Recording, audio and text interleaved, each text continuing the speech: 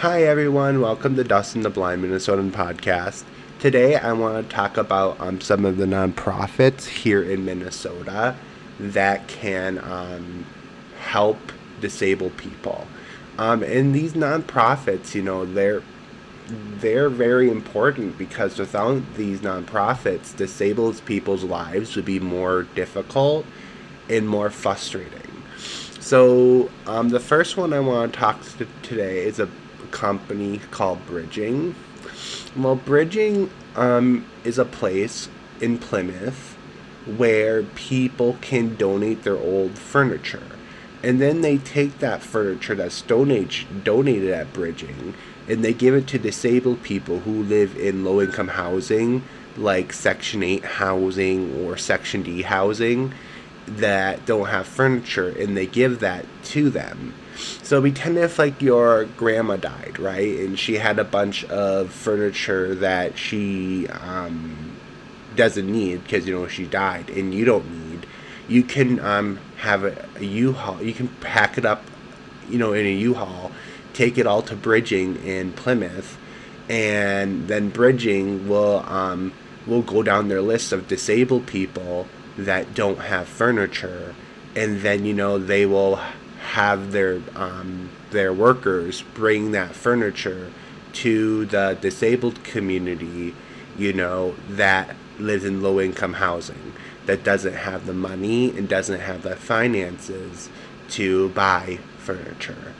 Um, I'm just blessed that because I have support from my parents, and I have a job. You mean so I can buy furniture from Target and stuff, but cheaper furniture. But most disabled people don't have the opportunities to work, and they don't have the support of their parents. So they can't just go to Target.com and buy furniture when they like it. Bridging helps the disabled community that doesn't have the same resources I do um, have access to furniture.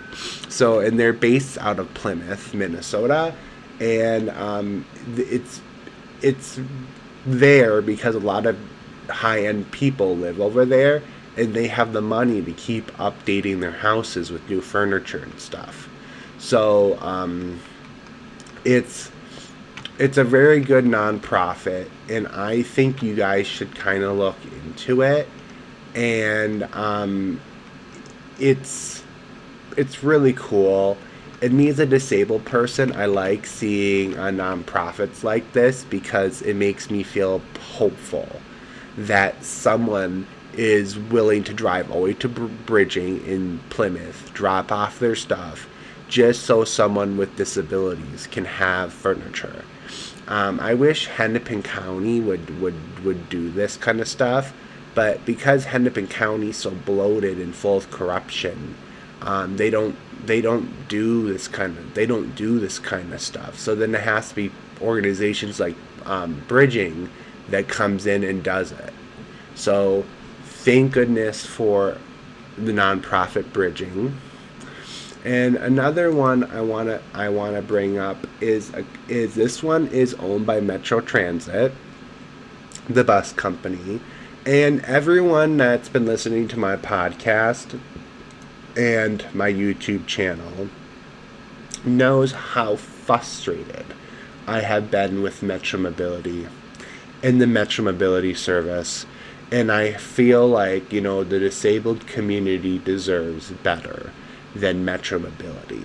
The disabled community deserves something like an Uber alternative in the state of Minnesota because um, Uber is very efficient.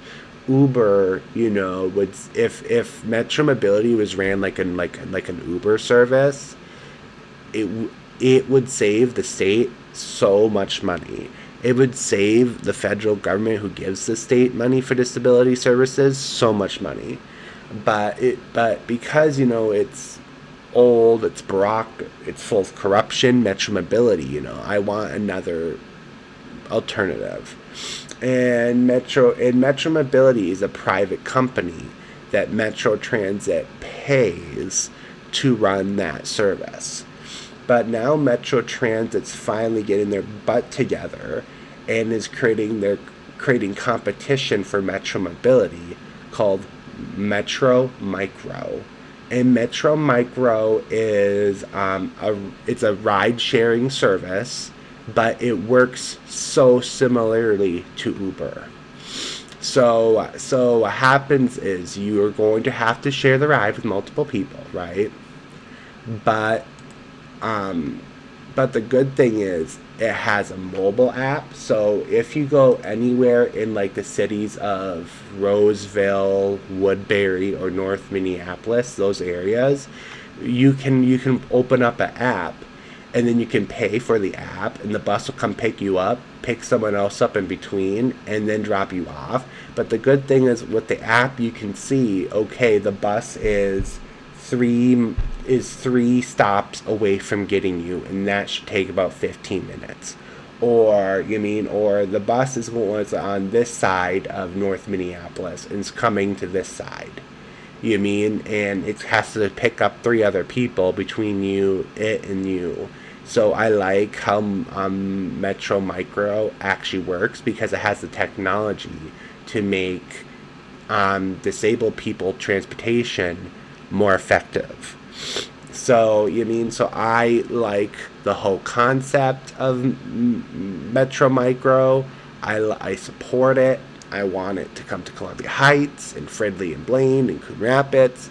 But with all the corruption with Metro Mobility and all the intertwangling they have in society because of the corruption, they had no competition for a long time.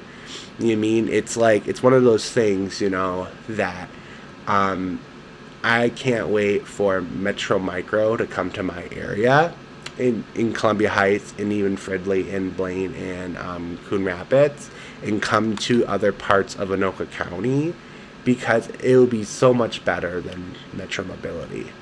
But Metro Mobility is better than nothing. So I know I bitch a lot about Metro Mobility, but Metro Mobility is still better than nothing.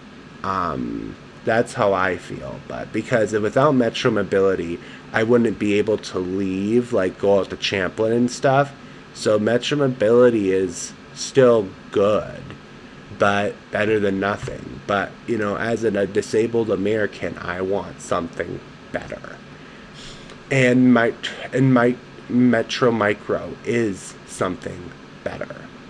And and so, for example, if you're living downtown St. Paul and you want to go to Barnes and Noble in Roseville, and it's not along the bus, what you could do is you could take the A bus, for example, into the border of Roseville, get off at the bus stop, order a Metro Micro, and then from there they'll take you from the bus stop to whatever store you want. Then you go shopping, you hop back on Metro Micro, they take you back to the bus stop, and then you can take the A bus back into St. Paul. So so there's easily, with the Metro Micro service, there's easily workarounds. But because for me, for example, if I want to go shopping in Roseville and there's no bus route there, I will just take the 32 bus into Roseville to the Rosedale Center, and from there I will get a Metro Micro bus come pick me up, and then I can go anywhere in Roseville, and when I'm done I will have Metro Micro drop me back off at the Rosedale Center shopping mall, and then I'll take the 32 bus back home. So there's a bunch of workarounds for you to get to the Metro Micro service.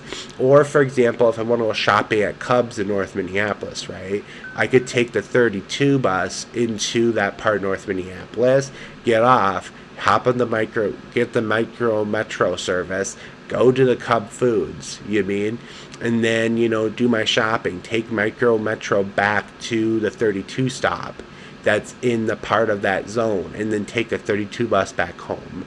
So so there's a bunch of workarounds, if you do some research, that you can take advantage of the Micro Metro service even if you don't live there.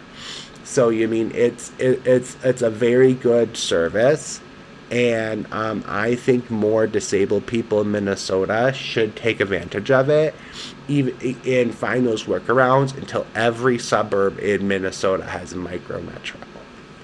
That's just my belief. But everyone, this is America. People can disagree with me if you want to, and that's okay. It's okay for you to disagree with me. I'm not going to be angry just because someone disagrees with me. And then we have Metro Mobility, and Metro Mobility, the service is good. If I want to go like to Champlin to see my friend Paul, or or if I want to go to like Coon Rapids where there's not a good city bus, I will use them. But I prefer Metro Micro. But it's and they'll come to my house, pick me up. And if you use the website, it'll tell you the bus is running late or not if you use their website. But it doesn't tell you exactly where the bus is at. And that's okay. It's one of those things that I'm kind of getting. When I first started using them, Metro Mobility, it was driving me nuts, the ride sharing service, because they're such outdated service and their technology so old. At first, Metro Mobility was driving me nuts, but now I'm used to taking Metro Mobility. I'm kind of getting used to the old school technology that their service have. So there's two ways you can book a ride with Metro Mobility. You can call them on the phone, but it works. And then you can have an agent physically book for you, or you can do the modern way like I do it, and you can do it through their website. So because I have an iPhone, so it's super easy to do. I pinned the Metro Mobility web login website onto the screen of my phone. So on the main screen of my iPhone. So when I click on it, so on my phone it looks like a Metro Mobility app. But when you click on it, it opens up Safari, and then then I just can log into my Metro Mobility account. So I prefer if Metro Mobility made like a real app. And you could see how far the bus was through the app instead of me have to find like a workaround for their website. But I honestly don't care. I just made it I just pinned it to the website to my home screen, so I can just click on it. Opens up in Safari. I was able to make it super easy because I have an iPhone, and a lot of Android phones, I don't know how you do it, but you can also take a website and make it link on your home screen. So then if you're an Android user, you can do the same thing. But I just wish Metro Mobility would take some investments in the money the state is giving them and update their service, because I want an updated Metro Mobility. If Metro Mobility would invest in themselves and improve their service, I wouldn't need Metro Micro. But because Metro Mobility is refusing to modernize itself, Metro Micro is the better service. But and then you have other services in the richer suburbs, because I'm sorry to say,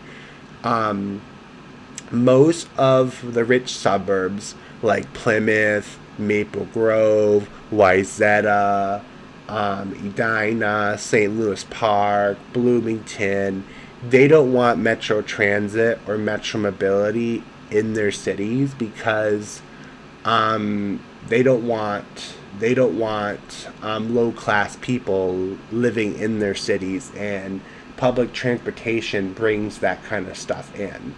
But because they refuse to take state transit, the rich cities have to create their own transits to make their areas accessible. So there is ways you can get around Maple Grove, Plymouth, Wayzata, St. Louis Park, and all that stuff with public transportation. even if you can't take the Metro Transit ones. So with Maple Grove, they have the Maple Grove My Ride service. So so what you do is with Maple Grove My Ride, how you can sneak into Maple Grove is you can take the 724 bus from the Starlight Transit Center in Brooklyn Park to the Brooklyn Center Transit Station in Brooklyn Center. So that bus right there, you once you get to Brooklyn Center Transit Station, you can take 724 to get to the Starlight Transit Center in Brooklyn Park, and then from there you can take a Maple Grove My Ride into Maple Grove. So a lot of when I lived in Maple Grove and I worked at Nordstrom Rack, a lot of people who worked at Nordstrom Rack with me that lived in Brooklyn Center and Brooklyn Park, they would take a bus to the Starlight Center in Brooklyn Park, and then from there take Maple Grove My Ride into Maple Grove, and then they'll take it from Maple Grove back to the Starlight bus station / center in Brooklyn Park, and then take the 724 bus back home.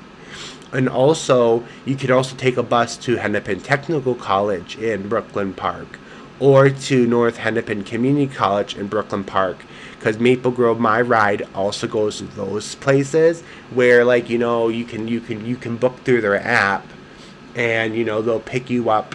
You have to do it 2 days before you plan to go there, and then you can then take it from those locations into Maple Grove, and then they'll drop you back off at those locations, and then from there you can take the bus wherever you kind of need.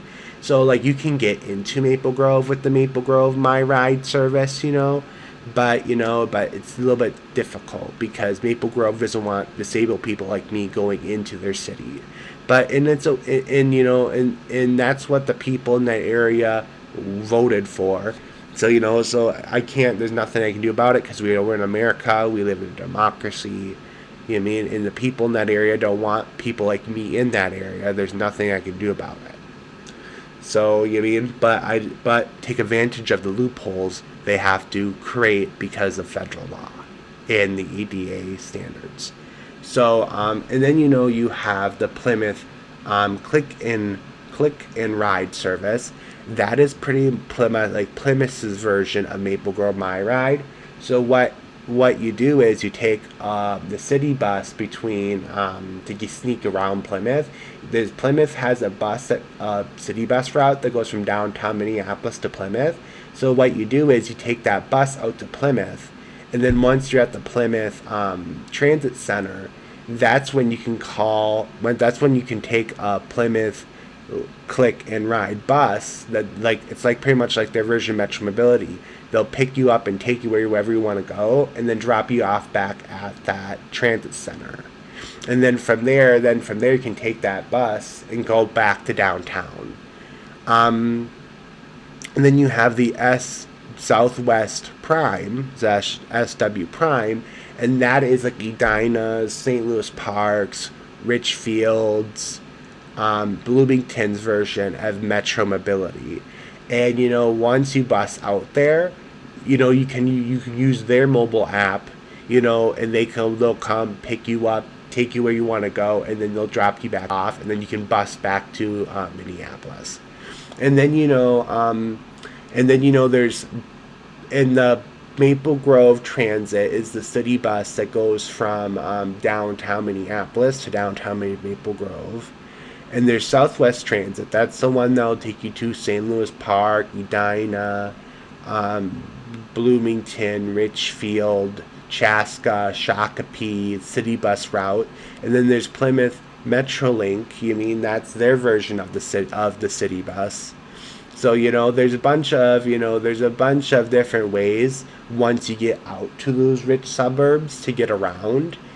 Because they have their own version of Metro Mobility because they have to meet the state laws. They have to, but they make it very difficult because they don't want people like us out there. You mean, and it's kind of sad to say, but but we're in America, and that's what they voted for. So we, us disabled people, we have to go. We have to go out there and make those people comfortable with us, so that they trust us in their neighborhoods, and then they make the public transportation out there better. So that's just my opinion on that. But and then we have the SACA food shelf. And this is the food shelf that's by my house in Columbia Heights. And this food shelf is a really good place for a lot of disabled people to go.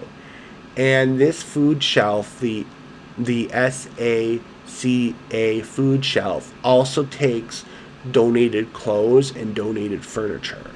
So when you come to the one in Columbia Heights, it's kind of weird because they took like an old like outdoor like farm shed and they turned it into the place.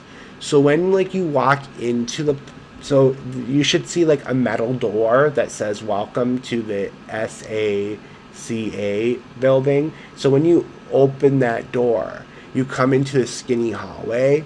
To the right, you come in and there's the donation center where people can donate food, furniture, clothes, and all that stuff there. They call it the thrift store, and all that stuff in that room there, the clothes and the furniture and all that you donate there will be donated to disabled people. And then then the left room when you first walk in, that's kind of the county office to make sure that everything's being run correctly, and you can go there and you can ask for counseling help or whatever. And then you keep going down the hall. To the right, there's the free section. And the free section is you don't have to prove that you need the services to get food from the free section at the SACA place in Columbia Heights. And then you keep going down the hall. Once you get through the free section, there's a counter, and that's the non-free section. And the non-free section is called the food market, and slash the receptionist desk. And that's where you kind of show them your bank statements. Look at, I spent all my money on bills and blah blah blah, and my Social Security is this much when you're first starting there, and then then after that you prove that you're low income and you need the services there, and then once you show them your bank statements, your Social Security letters and stuff, they will let you. If you're approved, they'll let you go beyond the customer service desk and go into the food market. And they have milk, chicken, all this stuff that big corporations like Cub Foods donate. And then you can go there and you can pick, and then they give you so much food, so much protein, so much vegetables and stuff.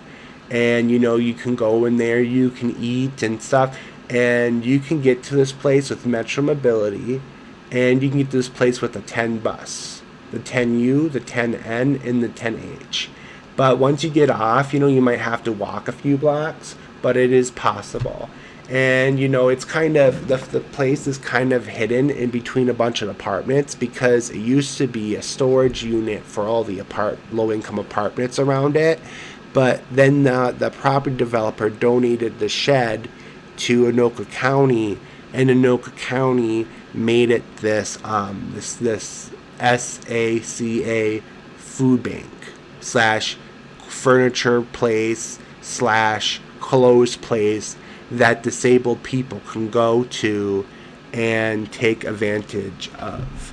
And also the SACA has a place also in the northern part of Anoka County, but the one in Columbia Heights is the easiest one to get to. So, yep, it says Columbia Heights and the surrounding communities. So you mean so like if like you live in like Minneapolis or in the area, you can easily come here and get some services. So that's one thing to get see, and it says right here that Target donates food, Magmafy donates food and money, Spring Lake Park Lions donates food, Northeast Bank donates food. You mean, and it's open Monday from 9 a.m. to 4 p.m., Thursday from 8 a.m. to 4 p.m., Wednesdays from 9 a.m. to 6 p.m., Thursdays from 8 a.m. to 3 p.m., and is closed Friday, Saturdays, and Sundays because it makes sense because they're county employees.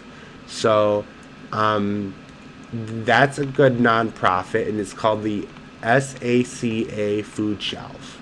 And they're more than just a food shelf. They take clothes, they take furniture and stuff. And when you walk into the shed-like building, it's going to be the first room on your right. And then once you go in there and you ring the bell, some old lady will come, and you say, "Hey, I'm here to donate some furniture and stuff." And then she'll open up the garage doors for you, so then you can pull in, and then she will get one of the young guys to come and they'll help you unload the stuff. So you mean it's a very good nonprofit organization, and and I must say, and I found out about the nonprofit by looking for places to donate my old clothes. So, and I donated some of my old clothes there because, I like my clothes. I like going to Burlington, I'm going to admit, and buying new outfits and stuff. And then I donate my old stuff to a place like Savers or a place like that will take them. And people who don't have my privileges can have these clothes. And then, there's Metro Transit. Metro Transit is the state agency that controls the city buses, and it controls the trains. And plus, it is a very bikeable system because they are building a lot of bike paths around Minneapolis and St. Paul. And it's just a city bus system, and I like it because I'm gonna say is I used to be more of I'm kind of a mixture because I like my space, but I also don't like my space. So for me, Metro Transit works really good. The Metro Transit bus system, if you live in like downtown Minneapolis and downtown St. Paul, in the neighborhoods in between, because the city buses run pretty good between downtown Minneapolis and downtown St. Paul. So a lot of disabled people in Minnesota live in between downtown Minneapolis and downtown St. Paul. And because the busing that flows between those two cities are pretty good. That's why on the Minnesota's Blind and Visually Impaired Community Facebook group and everywhere else I can post, I promote the 3 bus, the 21 bus, the Green Line train a lot. And I promote disabled people to live along those routes, the Green Line train, the 3 bus, and the 21 bus. And don't forget the 61. Sorry, I forgot about 61. Because, those are the best buses to live on, or in trains. Sorry, the Green Line train is a train. The best public transportation sectors to live on because they're so reliable, because there's so many disabled people who use them between Minneapolis and St. Paul. Because some days disabled people might have to go to St. Paul, and some days disabled people might have to go to Minneapolis, and that's kind of the best bus route to take. And the sad part is, about Minnesota is that property developers and all that stuff are not really, I'm going to say, focused on Minneapolis right now, because a lot of the wealthy Californians, New Yorkers, you mean, and people fleeing from red states are coming to Minnesota. They don't want to live in old homes. They don't want to live in old apartments. They want everything brand new so they can have their Californian dream or their New York dream and have everything be new and shiny. So what's happening is all the property developers are kind of focusing out on in the suburbs, building nice luxury apartments with stores on the bottom. So then people that are all moving here from bigger Democrat areas can have their 15-minute walkable city, but have it all brand new and shiny. Well, if they actually took a chance and they moved into Minneapolis, St. Paul proper, they can have the public transportation they want, and then with their dollars, property developers can slowly develop old areas of the city and make it more desirable for people wanting to come to Minnesota. But, that's a hot take. So if you're coming to Minnesota, you want to check out like the first rings or second ring suburbs that are a little bit more blessed by property developers. But that's just my opinion. Some people, like my friend Erwin, will say, hey, you're wrong. Everyone should move to Minneapolis, St. Paul, because that's where the development's happening. But me, as a suburb kid, I go to Minneapolis. I take the bus to work out in Fridley, and I take the bus to downtown St. Paul in Minneapolis. I'm sorry to say, Fridley is getting way more investment, has way more cranes right now than downtown Minneapolis and downtown St. Paul. Sorry to say, Erwin. That's just me throwing my fact out there. And then you have another place called Career Force. And Career Force is a place that helps disabled people find jobs. But Career Force is a private company. So if you're disabled, you have places like State Services for the Blind. You have places like the Minnesota Workforce Center in Brooklyn Center. You do have places like public government agencies that help you find a job and work on your resume and help you build your skills as a disabled person. But Career Force is a private company who does that. And Career Force, they make their money by...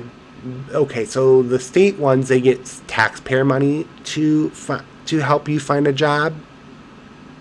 But the issue with the state ones are, they don't... I'm going to say, in my opinion, like when I lost my job at Discount 70, right, in Columbia Heights, I went to State Services of Blind saying, hey, I need help finding a job in my area. I need help finding a job. I need help finding a job. I need help finding a job. And I was able to find a job quicker on my own than State Services for the Blind could find me a job. State Services for the Blind couldn't find me a job. So me going through private companies like Career Force is how I got my job at Bob's Produce Ranch in Fridley, / Spring Lake Park / Blaine, because it's like kind of on the border of all three cities. But how Career Force makes their money is, you, a disabled person, go there, right?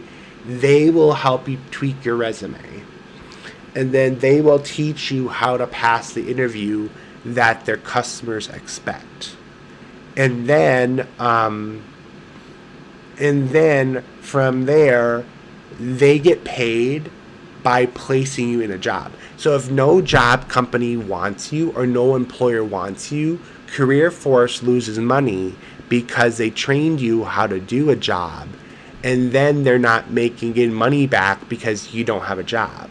Once Career Force finds you a job in like a factory, a retail store, or something like that, right?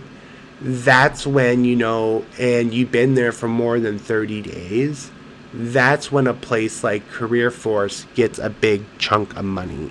So a place like Career Force actually gets money when you're successful and you're placed in a place. So Career Force will do a very good job trying to find you a place that matches with your personality and stuff, because they want you there as long as possible. So every month that you're there past 30 days, they get a big payout. So and Career Force has a location in South Minneapolis. They have a location in North Minneapolis.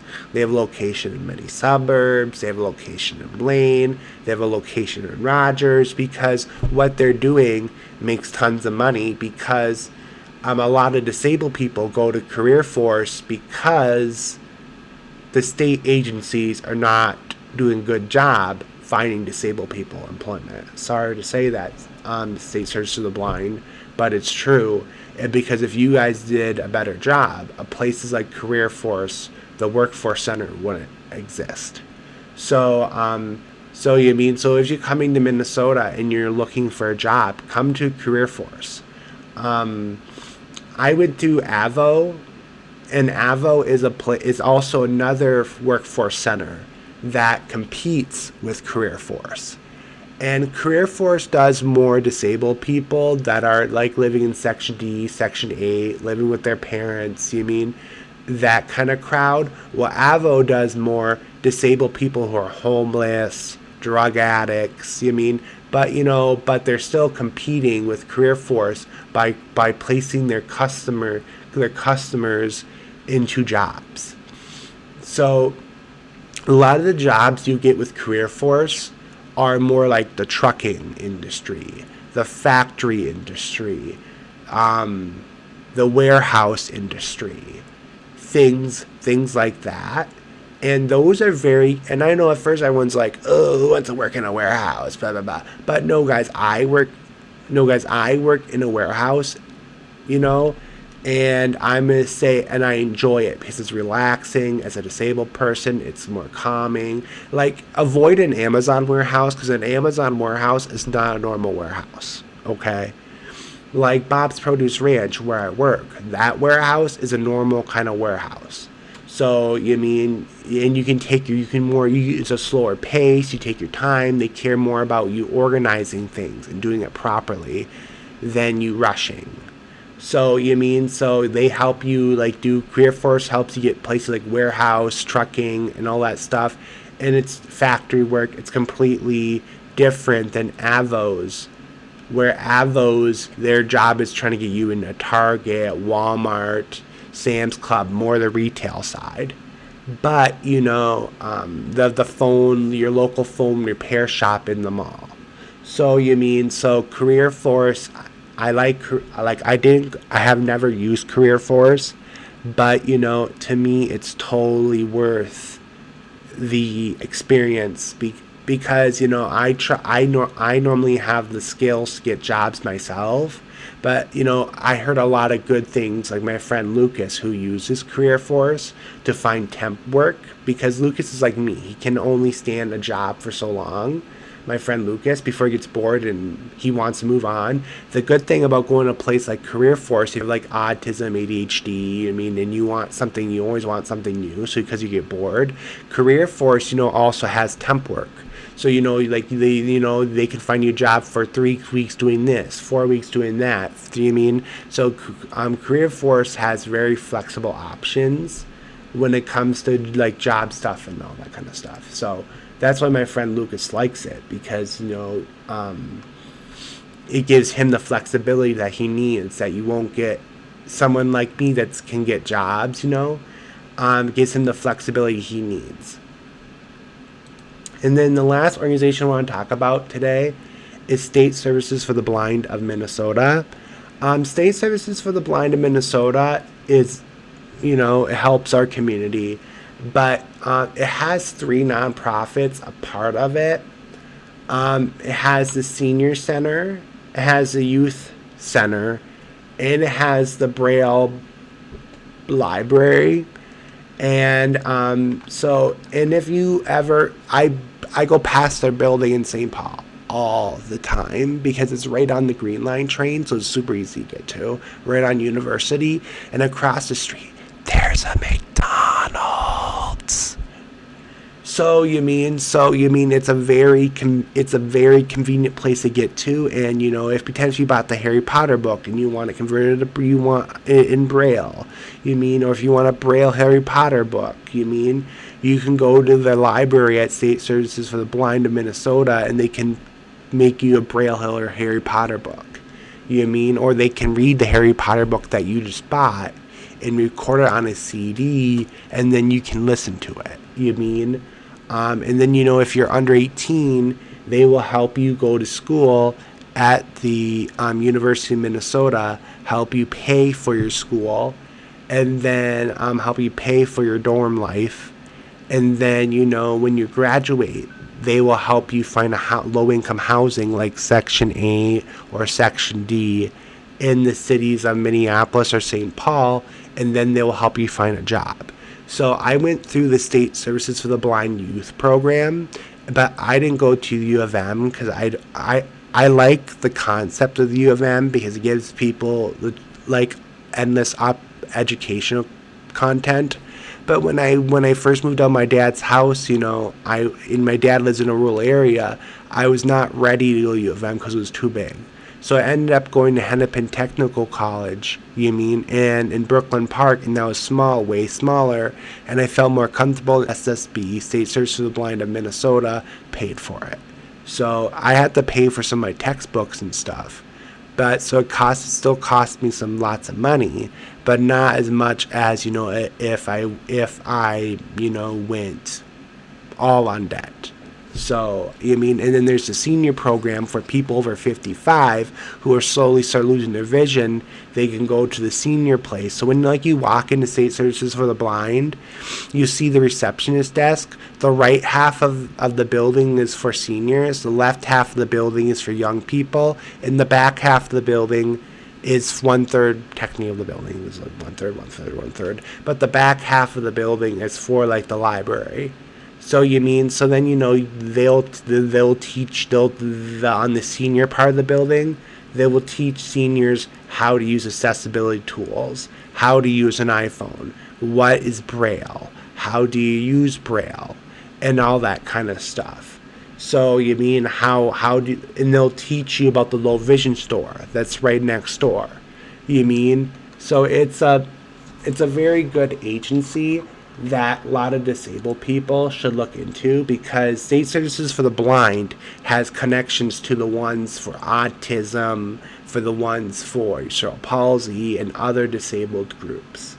So just go check it out. And they'll be able to tell you about the other organizations that help other people with disabilities, because a lot of the organizations are intertwined.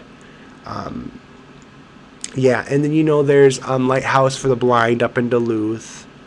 Rochester has their own program for the blind community. St. Cloud has a State Services for the Blind office inside St. Cloud Technical College. So it's the one in St. Cloud's very small. So makes sense because there's less disabled people up there. The one in Mankato, there's none in Mankato, and there's none in Wilmer. So, but if you live in Wilmer or Mankato, you can request to be part of the St. Paul office or the St. Cloud office if you want to go through State Services for the Blind. So, and if you live in Wilmer, it makes sense to request St. Cloud because there's a Jefferson bus that goes from Wilmer to St. Cloud and then to Albertville, Maple Grove, and then Minneapolis. So then you can easily get to the one in St. Cloud. But if you're in Mankato, just say St. Paul, because you can take the different Jefferson bus route that goes from Mankato, and it has 3 other stops in between, and then it ends in downtown Minneapolis, where then you can take the Green Line train to go to the one in St. Paul. So it's there's a lot of nonprofit organizations here in Minnesota that can help disabled people, have a good life here. And before I go, I want to kind of, spill in this pod, because right now if you look up in Minnesota on the internet, there's not a lot of good news going around. But if you're a disabled person, like living in certain suburbs, like I am, your life is going to be okay.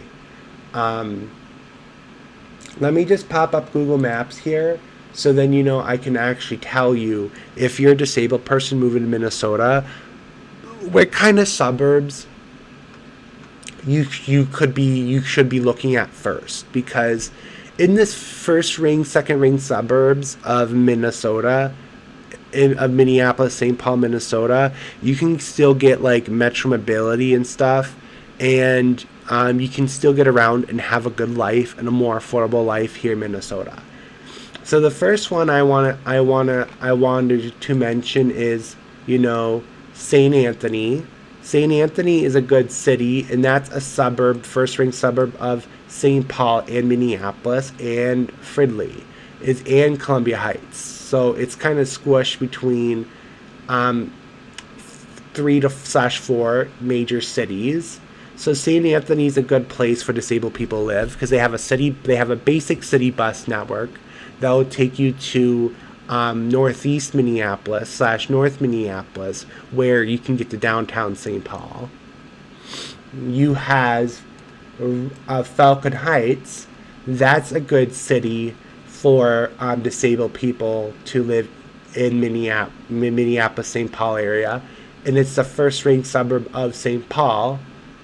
Roseville is a good city for disabled people to live in, and they have the Metro Micro service, so that's a good thing.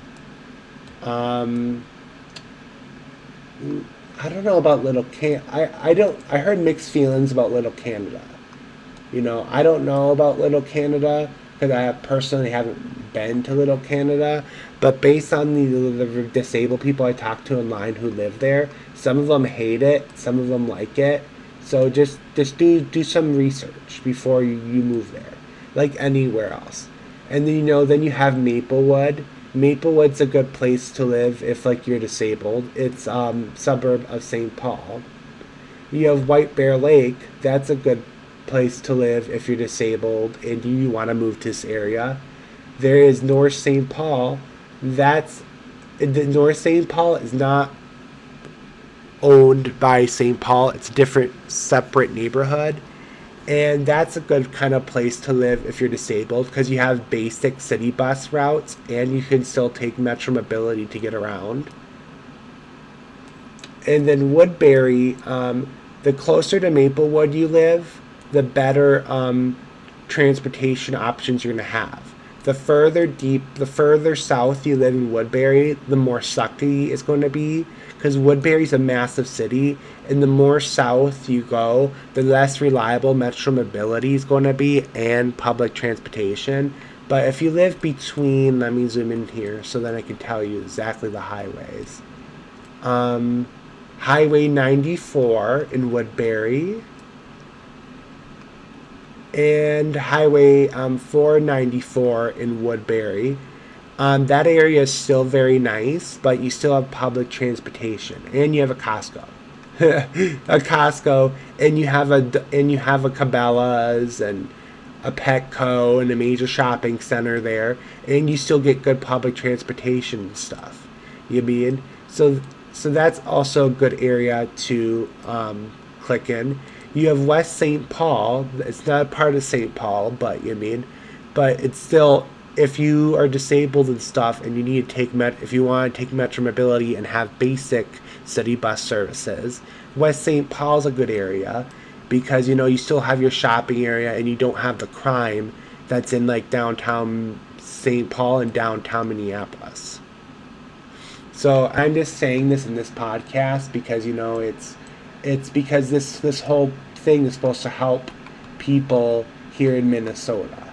It is supposed to bring, Minnesota is kind of a hidden state, and it's supposed to bring more people here. That's That's just my thought process. But some people, might say, no, bring more people here. But too bad, fuckers. I am. Okay, and there's Richfield. That's a good area for disabled people to move to. And Richfield's a very small suburb.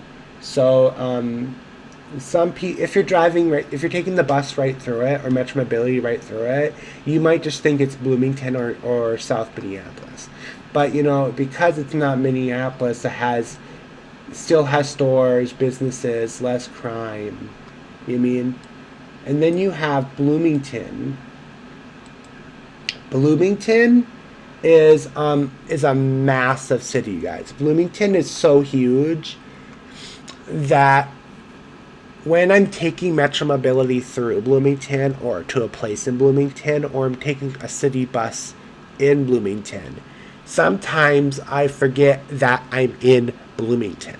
Because Bloomington is so huge. It has a huge skyscraper section. It has a tourist section. It has a single family house section. Bloomington itself is just as big as Minneapolis and St. Paul. Bloomington is a massive area. And I'm going to say the closer you get to the Mall of America in Bloomington, the better the public transportation gets in Minnesota in Bloomington, and the better the Metro Mobility service gets. Because, and then you have the Blue Line train that'll take you from downtown Minneapolis to the Mall of America. So what a lot of disabled people do in Bloomington is they'll take Metro Mobility to the Mall of America, and then they'll hop on, and then they'll do all their shopping at the Mall of America. And if there's something like a Walmart or Target you need to go to that's not in the Mall of America, they'll hop on the D-Line bus and they will go to the Walmart in Bloomington, do their shopping there, take the D-Line bus back to the Mall of America Transit Center, and then they will wait there then for their Metro Mobility, and then they'll go back home. So Bloomington, the closer you go to Mall of America, you get to, the closer to Bloomington you get to the Mall of America, the more popularly densely that you're going to get. The closer you get to the Mall of America, you're going to get more office towers, more tourist hotels, and in the more you head towards south, it gets more single family homes, strip malls, basic, non-city, more like suburban feel. So, and then eventually, because it goes from the Mississippi River in St. Paul, Bloomington, all the way to St. Louis Park. So it's a big, big area. And it has plenty of parks for you to visit and stuff. And Metro Mobility runs in Bloomington 24 hours a day. So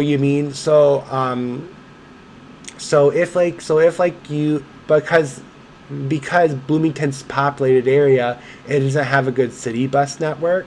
So Metro Mobility runs in this area 24 hours a day. And there's plenty of parks, there's plenty of stores, there's a Costco, a Sam's Club, a Walmart, a Target. There's all these high-end stores at the Mall of America. There's high-end stores outside the Mall of America. It's totally worth living there. And then you have Eden Prairie. Eden Prairie, the closer you live to 494, the better public transportation you're going to get and the better Metro Mobility you're going to get because you're closer to town. But you still have the suburban stuff that you need. And then you have Edina. That's a good place for disabled people to live. But Edina is super expensive. They have high-end condos, high-end this, high-end that. And there's still Metro Mobility that works there. But it's not 24 hours like Bloomington. Then you have St. Louis Park, a newer suburb, high-end stores, high-end this. Metro Mobility still works there. but you know, it's not 24 hours, and it's kind of frustrating sometimes. Then but it's still possible. Then you have Golden Valley. Golden Valley Metro Mobility works like 22 hours a day, so it's not 24 hours. And the city bus only takes you from like the city to downtown Minneapolis. So, you know, the city bus isn't as nice, but Golden Valley has a Lunds and Barleys and more high-end stuff. And then you have Crystal. Crystal's kind of boring. It has just a normal Walmart, Target, you know, and that kind of stuff. But in Metro Mobility, there runs 24 hours a day. Um, there's a Cub Foods, and there's a Hy-Vee and that kind of stuff. That's a good place for disabled people to live. And there's Brooklyn Park, Brooklyn Center. That's a good. That's a good. That's a good place for disabled people to live.